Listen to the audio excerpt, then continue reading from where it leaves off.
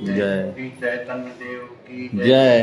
जय जय सीताराम।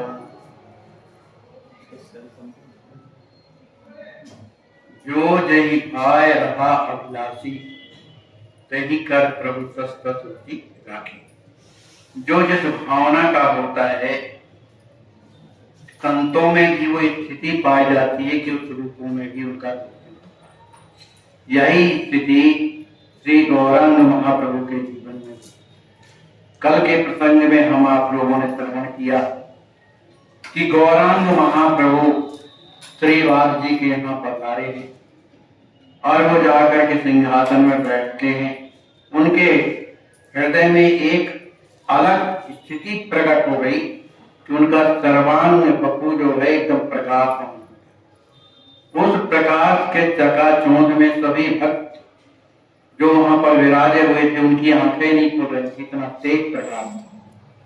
और उस स्थिति में सब कोई कैसा दर्शन कर रहे थे, जिसका जो स्थिति राधा कृष्ण मानने वाले वो अलग, श्री सीताराम जी मानने वाले वो अलग, जो हनुमान जी हैं उस तरह, इस तरह सब का सब दर्शन श्री गौरांग महाप्रभु में इन नेत्रों से हो रहा है, हृदय में नहीं, नेत्रों से हो रहा है। तो ऐसे महापुरुष क्यों आते? वो उनका केवल एक ही उद्देश्य है कि जीवों का कल्याण कैसे। तो केवल रास्ता बताने के लिए आते हैं। हम आप लोगों को रास्ता बताया महापुरुषों ने, अब ना चले तो इसमें किसकी हानि? अपनी है। तो उस बंगाल क्षेत्र में जहां निरंतर मदिरापान और जो कार्य न करना चाहिए सब वहां पर होता है, लेकिन महाचैतन्य प्रभु ने सोचा कि इनसे कहा जाए कि तुम तपस्या करो, तो ये नहीं कर सकते क्योंकि बुद्धि गड़बड़। तो सबसे सुंदर साधन भगवान का कीर्तन, कलौ केशव कीर्तना। कलयुग में केवल भगवान का कीर्तन ही एक ऐसा है जो कल्याण करने वाला होता है। चाहे किसी भी रूप में किया जाए, भाय कुभाय अनक आलस नाम जपत मंगल विसर्जन। भाई जो चीज मीठी है उसको कहीं से भी खाओ। जैसे कोई गुड़िया है और वो एकदम चीनी चीनी की बनी, उसका चाहे मुंह खाओ, चाहे पैर खाओ, चाहे हाथ खाओ, सब में मिठास है।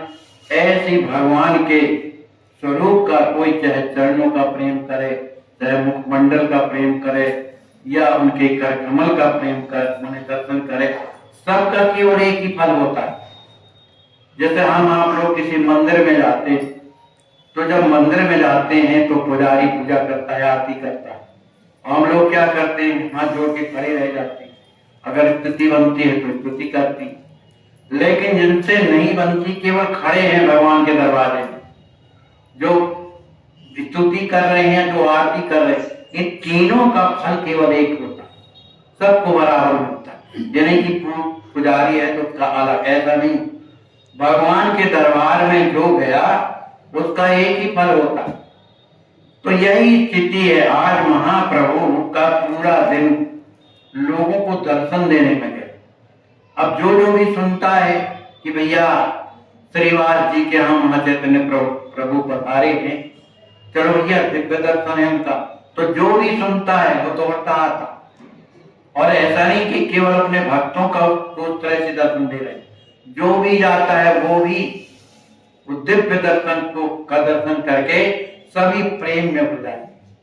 देखो भैया, भगवान के क्षेत्र में जब तक जीवन में विश्वास नहीं होता तब तक वो आगे नहीं बढ़ सकता। और विश्वास भी कब होता है? जब कोई अनुभूति हो, है ना। तो बिना अनुभूति के विश्वास नहीं होता, और बिना विश्वास की भक्ति मिलती नहीं, क्योंकि हमारा आगे का रास्ता ही हमारी पता नहीं। भगवान कृपा करते हैं कि नहीं, ये सब ऐसे लिखा, और कहीं विश्वास भगवान ने कृपा कर दिया तो फिर वो तेजी से बढ़ेगा, किसी की बात नहीं। तो बिन विश्वास भगत नहीं, तही बिन द्रवई न राम, और राम कृपा बिन सपने जीवन लय विश्राम। बिना भगवान की कृपा के किसी भी जीव को विश्राम माने आनंद की प्राप्ति, सुख की प्राप्ति कभी नहीं होती। और इसी तरह से बंगाल के क्षेत्र में जितने भी लोग हैं, उनका कल्याण करने के लिए केवल महाचैतन्य प्रभु पधारे। तो जो भी सुनता है वो बेचारा चला जाता है, और जो भी दर्शन करता है उसके हृदय में प्रेम भर जाता है, अपने आप कीर्तन करने लगता है। महापुरुषों की पहचान क्या है? कैसा भी नास्तिक हो और उनके सामने गया नहीं, अपने आप मुंह से भगवान का नाम निकले, कभी ना लेता रहा, लेकिन उसके हाथ जुड़ जाएंगे, वो अपने आप मुंह से भगवान का नाम। क्या? ये महापुरुषों की पहचान, ये उनकी कृपा है। तो इस तरह से सभी कोई आ रहे हैं। अब पूरी रात व्यतीत हो गई, किसी को पता नहीं। जब मन लग जाता है, जैसे फिल्म देखने में मन लगा या मोबाइल देखने में मन लगा, समय का पता नहीं लगता कितना बच गया था। ऐसे ही मन जब भगवान में लग जाता है, जब संत के दर्शन में लग जाता है, तो समय का भान नहीं लगता। पूरी रात निकल गई, सभी कोई बैठे महाचक्र प्रभु का दर्शन कर ले। अब लोगों ने सोचा कि चलो भाई, पूजन तो कर लिया, अभिषेक कर लिया, और भी जो प्रसाद था हमको पवा दिया, तांबूल भी दे दिया, अब आरती का नंबर आया। तो आरती कब हो रही है? सवेरा हो रहा है, किसी को पता नहीं समय। तो बड़ी थाल में आरती सजाई गई, अनेक बत्तियों की आरती, और आरती जला करके महाचैतन्य प्रभु की माता जी भी थी, सची माता जी, उनसे कहा कि माता जी आप आरती उठा। अब चूंकि वृद्धावस्था एक ऐसी अवस्था होती है कि उसमें सहारे की आवश्यकता रहती, दुबली पतली है, हाथ कांप रहे, थाल संभल नहीं रहा, लेकिन उत्साह इतना है कि उन्होंने थाल उठा ली। तो श्रीवास जी की जो धर्म पत्नी थी, तो माता जी को इस तरह से कपती हुई देख करके वो भी उन्हें सहारा दें, तो सहारा देती है, वो आरती उतारने लगी। अब उनका भाव ये नहीं है कि ये मेरा पुत्र है, उनके अंदर ये भाव आ गया कि यही तो परमात्मा है ना, इस तरह का भाव आ गया। और वो आरती उतारती रही। आरती उतारने के बाद सभी कोई बड़े प्रसन्नता से चरणों में प्रणाम करते हैं, माता जी ने भी प्रणाम किया। अब लोगों ने कहा कि माता जी को घर भेज दिया जाए, क्योंकि कल की आई हुई है, इसलिए कल भेज दिया जाए। तो माता जी को घर भेज दिया गया। अब इधर जो चैतन्य महाप्रभु विराजे हुए थे, उन्होंने कहा कि भाई देखो भक्तों, मैं आज आप लोगों के सामने आया, आज मैं सबकी मनोकामना पूर्ण करूं, इसलिए जिसके मन में जो भाव हो वो अपनी मनी बात कहे और मैं उसे आशीर्वाद दूंगा। इस बात को सुनकर के और जितने लोग बैठे हुए थे सबके अंदर भाव उठाई कि कुछ मांगे भाई, किसी को कुछ मांगना है, किसी को कुछ मांगना।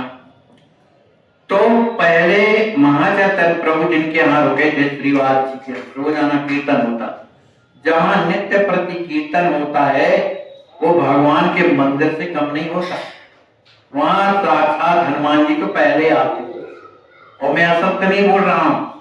किसी दिन की घटना ऐसी थी कि मैंने कथा शुरुआत में जब की है, तो ये मंच हल रहा था, सत्य बिल्कुल नहीं बोल रहा, हल रहा। तो महाराज से मैंने प्रार्थना किया, लगता है नहीं क्या होगा, तो अगर हनुमान जी विराज जाए तो यत्र यत्र रघुनाथ कीर्तनम तत्र तत्र कृत मस्तिकांजलम वाष्पवारि परिपूर्ण लोचनम मार्त्युम नमत राक्षसांतकम। माने जहां भी कथा होती है या कीर्तन होता है, वहां हनुमान जी अवश्य आते हैं, इसमें एक भी गलती नहीं। तो आखिर जो अनुभव कराया ये उन्हीं ने कराया, मुझे में क्षमता नहीं है, लेकिन उन्होंने अनुभव दिया कि मैं आता। तो बैठे हुए थे, तो श्रीवास जी के घर में बैठे थे। श्रीवास जी से महाचैतन्य प्रभु कहने लगे कि आप तो हमारे परम कृपा पात्र हो, है ना, परम कृपा पात्र हो, इसलिए हम चाहते हैं कि आप हमसे कुछ मांगे। तो श्रीवास जी सोचने लगे कि इनसे हम क्या मांगे, पहले ये भी तो हो कि ये क्या है। देखो कभी कभी क्या होता है, भगवान के दिव्य दर्शन में भी भ्रांति होती। जैसे काकभूषण जी महाराज को, गरुण जी को राम जी का नाम काटने के लिए गए ना रामनगर में, अब जैसे नाम पास काटे तो उनके अंदर भ्रम पैदा हो गया, अरे जो सबके बंधन को काटने वाले जो प्रभु है, उनका वो खुद नाग पांच में बंधे है, लगता है ये भगवान नहीं, ये भ्रम हो गया। तो कितनी दुर्गति हुई। भगवान जिसकी बुद्धि में क्या करने कोई ठिकाना नहीं, वहीं लोग बैठे रहते हैं, किसी को भगवान को दर्शन देना है तो दे देते हैं, और बैठा हुआ आदमी जो कहता है उसको कुछ नहीं दिखाई देता। तो उन्होंने कहा, महाचैतन्य प्रभु ने उनके हृदय की बात को जान करके कहने लगे कि देखो, तुम एक बार श्रीमद् भागवत का पाठ सुना रहे थे, अब वो एकांत की बात है, लेकिन महाचैतन्य प्रभु उनकी शंका का निवारण करने के लिए ये बात कहते हैं। कहते तुम पाठ सुना रहे थे और पाठ सुनाते सुनाते आप स्वयं भावावेश में मूर्छित होकर गिर पड़े, क्योंकि पंडित जी श्रीवास जी परम विद्वान भी थे, प्रेमी भी थे, सत्संगी थे, सब थे। तो आप जो है आखिर बेहोश हो गए थे ना, तो आपके ही लोगों ने आपकी उस स्थिति में वो घर भेज दिया था। तो फिर मैं आया था आपके यहाँ और मैंने ही आपको सचेत किया था, है कि नहीं बात। अब उनको ये हुआ कि मैंने विश्वास दिया, इसलिए अब तुम वरदान मांगो, तुम्हें क्या चाहिए। तो इस बात को सुनकर के पंडित जी बड़े आश्चर्य में पड़ गए कि उस समय तो महाचैतन्य प्रभु थे नहीं जब मैं बेहोश हुआ, वो तो बाद में जब घर आया तब महाचैतन्य प्रभु आए। ये सारी बातें इनको कैसे मान। उनको ये अनुभव हो गया कि ये तो वास्तव में परमात्मा। तो इन्होंने कहा कि प्रभु मुझे कुछ नहीं चाहिए, अगर इतनी कृपा मुझ पर अगर आपको करना है तो आप तो मुझे इतनी कृपा करिए कि जो मुझे इतना प्रेम दे रहे हैं, मुझसे इतना प्यार कर रहे हैं, बस उनकी कृपा मुझ पर बनी रहे और मुझे कुछ नहीं। इसके बाद अद्वैताचार्य जी महाराज जो बड़े ही विद्वान थे, सब शास्त्रों का ज्ञान था, उनके यहाँ पाठशाला चलती थी, पढ़ाते थे। तो आचार्य महाप्रभु से कहने लगे, अद्वैताचार्य जी से, गौरांग महाप्रभु कहें आपके जीवन की घटना में बता रहा हूं कि एक बार आपको भगवत गीता का एक श्लोक जो था उसमें आपको त्रुटि समझ में आ रही थी, क्योंकि विद्वता है आप में, तो शब्दों के कुछ ना कुछ अर्थ निकालने लगते हैं, तो आपको लगा कि ये इधर सही नहीं। अब वो क्या माने था कि सर्वता पाणिपादम तत्सर्वं शिरोमुखम सर्वता श्रुति मनलोके सर्वमावृत्य उत्तिष्ठति। तो इसमें अब चूंकि जो विद्वान है संस्कृत के वो समझे, तो कहा इसको श्लोक को मैंने ही सुधारा था, जो पाणी पदम की जगह पर महाप्रभु ने बताया कि पाणी पदांता, माने इस तरह से लिखने से उसका जो अर्थ है वो सही निकलता है। तो अब ये मन ही मन की बात है कि उसको पढ़ करके मन ही मन गुणा लगा रहे थे कि सही क्या हो सकता है। तो इस बात को मैंने ठीक किया था ना करके बताया। अब उनकी भी स्थिति बदल गई कि भैया ये तो साक्षात परमात्मा। तो उन्होंने कहा कि ठीक है, आप भी अपने हाथ मैंने वरदान मांगे, क्या चाहिए आपको। तो उन्होंने कुछ नहीं मांगा, कहा हमें तो आपका प्रेम मिले, आपकी हमसे सेवा बनती रहे, और साष्टांग चरणों में प्रणाम करने लगे। इस तरह से इसके बाद क्या हुआ, एक भक्त थे, उनका नाम था श्रीधर। ये बड़े गरीब, इतने गरीब थे कि इन्होंने उसी शांतिपुर में और एक गांव, मैंने अपने गांव के आखिरी में रहा करते। अब चूंकि गरीब तो थे लेकिन थे भगवान के बड़े भक्त, क्योंकि जो भक्त होते हैं वो एकांत प्रिय होते हैं, जहां ना हल्ला हो न गुल्ला हो, और अपनी एक गरीबी की दुकान चलाते। वो क्या है, जो केला होता है ना, केला, उसकी पक्कल छांटते छांटते जो मुलायम निकलता है उसको खोल कहते हैं, वो खोल बेचा करते। और महाचैतन्य प्रभु जब वहां से निकलते थे तो इनकी दुकान में जरूर जाते और खड़े हो जाते थे कि भाई खोल देना, कितने की दोगे। तो कहने लगे 1 रुपए। अरे कहे 1 रुपए इतना ज्यादा ठगते हो तुम, भक्त हो करके ऐसा करते हो, 1 पैसे देंगे हम तुम। अब कहाँ 1 रुपया, कहाँ 1 पैसा, माने रोज आना लड़ते थे उनसे। अरे तुम इतने भगत हो, फ्री में नहीं दे सकते हो, हमारे पास कहाँ है पैसा, तो बेचारे ऐसे दे देते हैं।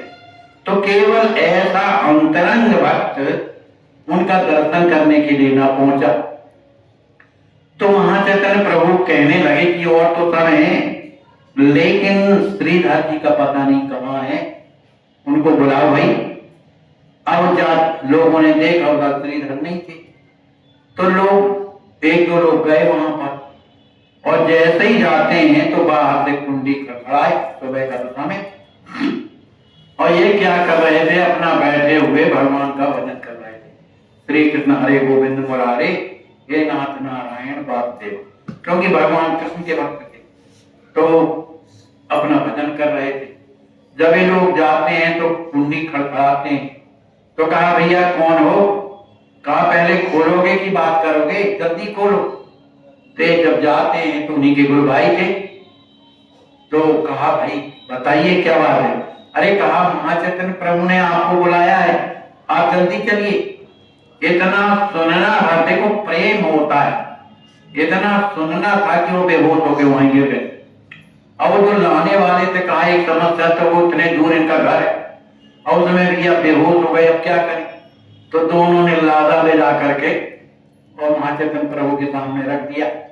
अब महाचैतन्य प्रभु ने उनके सिर में अपना कर कमल फैलाया, सहलाया, और जैसे ही तो उठ करके बैठ गए। अब उन तो सोचे घर में, अब पहुंच कहाँ गए महाचैतन्य प्रभु, कहा भैया क्या कर रहे हो, पहचानते हो कौन है हम। अब तो वो रोने लगे, कहने लगे प्रभु अब मैं आपको ना पहचानूंगा तो किसको पहचानूं, कितनी बड़ी कृपा है आपकी मेरे ऊपर कि आपने मुझे स्वयं बुलवा लिया। मुझे नहीं जानकारी थी, लेकिन स्वयं आपने बुलवा लिया। महाचैतन्य प्रभु कहने लगे क्यों बुलवा लिया मालूम है, तुम हमें जो है फूल खिलाया करते थे, हम रोज झगड़ते थे ना आपसे, तो हमारा आत्मा से प्रेम आपसे, इसलिए हम बुलाए। तो कहने लगे कि अब तुम भी यहाँ आ गए हो तो हमसे वरदान मांगो, तुम्हें क्या चाहिए। तो श्रीधर जी ने कहा कि प्रभु एक तो वरदान की जरूरत नहीं है, बस आपकी कृपा बनी रहे, इससे बढ़कर के कुछ नहीं। कहा नहीं फिर भी कुछ ना कुछ तो मांगना पड़ेगा भाई तुम्हें, और जल्दी मांगो। तो श्रीधर जी अब क्या सोचें क्या मांगे, सब कुछ स्वयं के पास, भक्त के पास किसी की कमी नहीं होती है, इसलिए उसके पास संतोष है। बिन संतोष न काम न चाही, और काम अछत सुख सपने न। जितनी कल्पनाएं बढ़ेंगी, आकांक्षाएं बढ़ेंगी, उतना ही आदमी दुखी होता है। अपने को भगवान नमक रोटी दे रहे हैं, बढ़िया है ना, पेट तो भरता है ना, इतने ही में सीमित कोई रह गया वो सुखी है। अरे भैया उसके यहाँ तो ये है यार, तो कभी नहीं मिल, दुखी हो गया, वो पता नहीं मिल रहा है कि नहीं, दुखी अभी से हो गया। तो जिसके जीवन में शांति है, भगवान की बड़ी कृपा होती। हाँ, तो कहने लगे कि मुझे कुछ नहीं चाहिए प्रभु। फिर भी हाथ जोड़ करके गदगद कंठ से कहने लगे कि प्रभु मैं तो दीनहीन हूँ, है ना, मुझे लोग, मेरी लोग निंदा करते हैं, उपेक्षा करते हैं, ये गरीब है ना, और हूं भी, मैंने कर्म बुरे किए हैं तभी तो मेरे जीवन में गरीबी है। तो बस आप इतनी कृपा करिए कि मेरे जीवन में ये माया का चक्कर ना है, ये जो माया दुखदाई है ये मेरे जीवन में आने ना पावे, और आप हमेशा मेरे हृदय में निवास करें, मेरे अपराध को क्षमा करते रहे। जब इस तरह से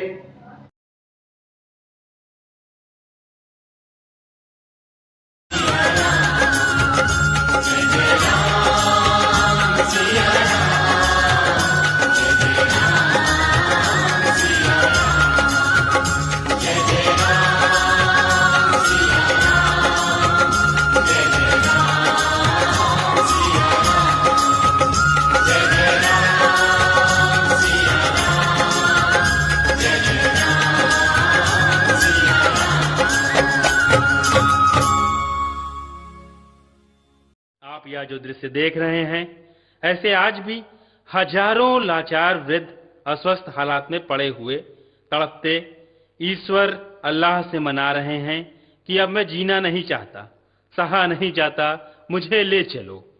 आइए, अगर आपके दिल में ऐसों के प्रति दर्द है तो ट्रस्ट के साथ मिलकर अपने अवकाश प्राप्त समय का दान देकर अपनी बौद्धिक योग्यता का, अपने धन का सच्चा सदुपयोग करके इनका दर्द मिटाएं और उस परम पिता परमेश्वर अल्लाह गॉड का प्यार प्राप्त करें। जिंदगी व संपत्ति तो एक दिन हमें छोड़ना ही है, तो क्यों ना हम अपने हाथ से ही उसका इन दुखियों की सेवा में सदुपयोग कर महान पुण्य के भागीदार बने। वैष्णव जन तो तेने कही जे पीड़ पराई जाने रे। वैष्णव जन। आपकी अस्वस्थ संत सेवा ट्रस्ट के द्वारा इन्हें लखनऊ मेडिकल कॉलेज भेजा गया है ऑपरेशन के लिए। बहुत कष्ट है, बिना ऑक्सीजन के इनके प्राण नहीं रह सकते हैं। आप सोचिए, आप विचार कीजिए कि ऐसे असहाय संत बेचारे जिनकी कोई सेवा नहीं करता, तो कम से कम आपके अस्वस्थ संत सेवा में आ गए हैं इस ट्रस्ट में, तो आप रात दिन उनकी सेवा कर रहे हैं।